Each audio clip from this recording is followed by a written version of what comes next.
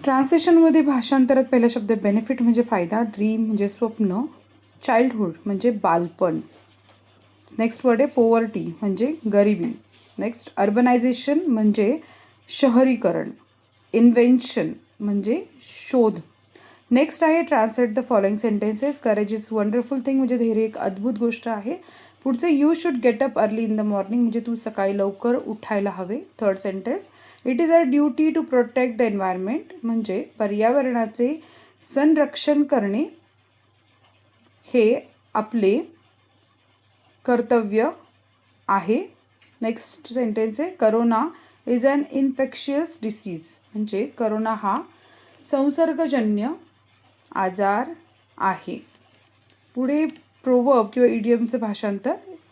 Shallow water makes much noise म्हणजे उथळ पाण्याला खळखळाट फार, जसं आपण मराठीत म्हणतो.